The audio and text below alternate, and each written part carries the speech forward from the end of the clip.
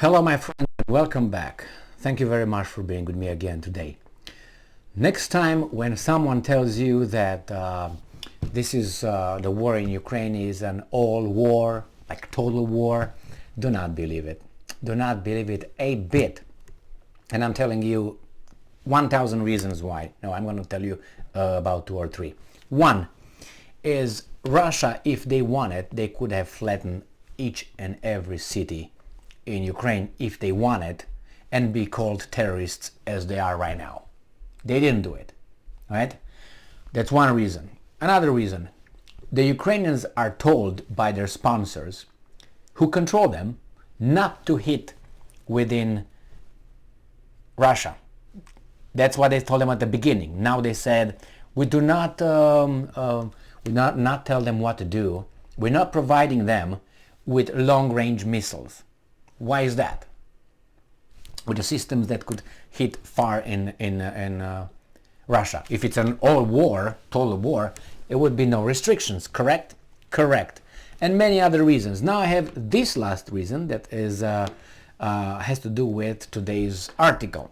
And you remember the Ukrainians hit an civilian infrastructure. You like it or not. That's called the Kerch Bridge. The Crimean Bridge. That's a bridge, that is infrastructure, civilians use it, military as well, but guess what? Military also uses air to breathe in and breathe out. That means you're not gonna use chemical weapons to kill everybody, destroy the air, because the military uses air as well. Okay, so that argument, let's put it to rest. That was a infrastructure, civilian infrastructure, that was hit by these guys. Russia warned the guys in Kiev, hey, if you're gonna hit that, you're gonna be like this. You have no place to hide. That's what Medvedev told them. Straight. They did it, or whoever did it, the Russians said the Ukrainians did it, they started to destroy the Ukrainian infrastructure. And we find out the missile attacks in November, the Russian missile attacks in November on Ukrainian infrastructures caused the Ukrainian economy to take a shit. All right? Not happy about it, because that's people. That's Ukrainians. That's why I'm not happy. Not that I'd be happy if it would be someone else, but I hate that those guys are used. The Ukrainian nation and territory is used by some weasels in control of their country with outside command and influence. That's what bothers me the most. Because the Ukrainians are used by the clique of guys with those guys' money, influence and all that. And they're gonna take a shit on their country and the people. Hey? There are many criminals on this planet. Sometimes they are around you and you don't even know. So this article comes from the New Voice of Ukraine. It is from December 9th, 2022. Russian missile strikes estimated to have caused 41% drop in Ukrainian economy in November. So in November, those attacks. Now if Russia would have used that in, let's say, February and early March, what do you think the outcome would have been different? But they didn't. So this is another reason why this war is controlled. If Putin, which I knew they will be called everything from the list of bad words like Hitler, Nazis, criminals, war criminals, rapists, all those words will be used the minute Russia invaded Ukraine. They would be used. So, it's kind of like, well, if you're going to call me like that, why not do it now instead of waste 10 months, and after 10 months, so much destruction. We can figure things out in about 3 weeks and be done in 3 weeks. I'm called what I will be called anyway. So let's do it. But they didn't do it. They reacted. They didn't act, they reacted. Say, no, we're going to do this if you're going to do that. They did it, then they got punched in the mouth. So here you go. Another reason why this is a controlled war.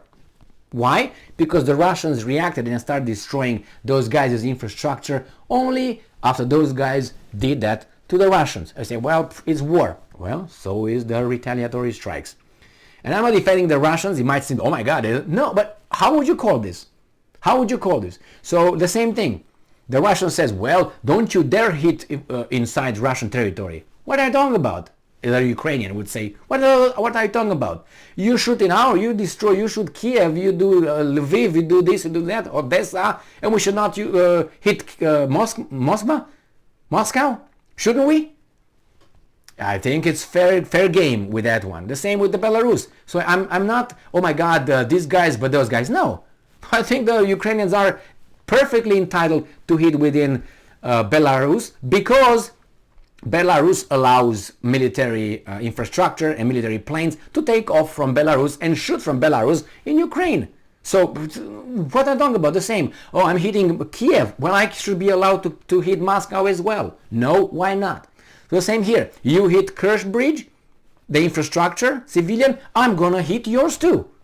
Right? So that's the way I think, how do you call it, justice works. I mean, if we are to be, honest to a certain extent. So let's see what this article tells us. The Ukrainian economic downturn is expected at the level of 41%. Deputy Minister of Economy of Ukraine, Denis Kudin, said on December 9th, according to the news site Interfax Ukraine. We expect a 41% decline in the Ukrainian economy in November. It's much greater than we forecast before, Kudin said. He also said that the overall fall in GDP expected this year has risen to 33.2% instead of 32%. Well, 33.2 versus 32 at that point doesn't really matter. And I'm quoting, our prognosis is minus 33.2% as for now. It worsened a little bit due to the attacks on energy infrastructures facilities on November 23 and December 25. December 5, I'm already there. December 5, the deputy minister said. The National Bank of Ukraine, the country's central bank, also reported a lower forecast for GDP this year as a result of Russia's campaign to destroy civilian infrastructure in Ukraine. Imagine that would have been in February, March, and April. By now, these guys would be eating tree bark or something. Russian dictator Vladimir Putin said on December 8 that Russia was attacking critical infrastructure in Ukraine in revenge for Ukraine's attack on the Crimean Bridge. I told you, the Crimean Bridge is a road rail bridge illegally constructed. It doesn't matter if it's illegally or not, however you want to call it, by Russia between mainland Russia and Ukraine, Crimea, which is currently under Russian military occupation. Okay. Ukraine considers the bridge to be a legitimate military target. It doesn't matter how you consider it. I will explain why.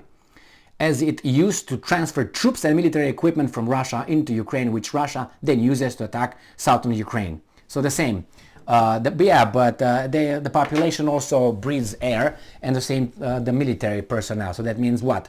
That means you can shoot start using chemical weapons because the military uses air as well. No, so fuck off. Another reason is this: what if the Russians, let's say, would have built a place somewhere?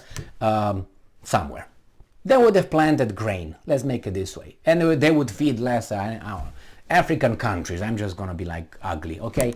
Let's say they sell grain to the world from some territories that did not have grain crops planted on. So that's a beneficial, a positive thing, right? And then these guys come and burn it, and they say, well, that's because that's illegally. The Russians plowed those fields illegally. Yeah, but those fields are helping, parts of the world and people. So what do you think about that one? Well, what are you going to do about it? Are you going to burn it? And you burn it and say, yeah, because that feeds, some Russians too. Yeah, but the rest of the world, maybe it's fed out of that.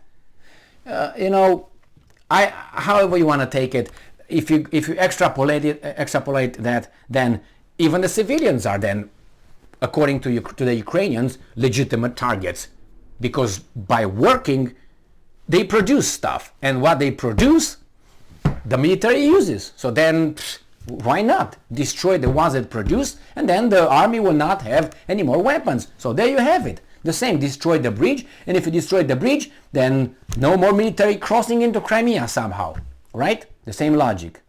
Anyway, 41% in drop in November due to those attacks. So 2 more of those and we'll be like, what, 82? That's a tragedy. It's a tragedy, and I wonder how long until no more Ukrainians ready to fight? We'll find out, unfortunately. Thank you very much for being with me again today. Stay strong, stay smart, look for the truth, and be just.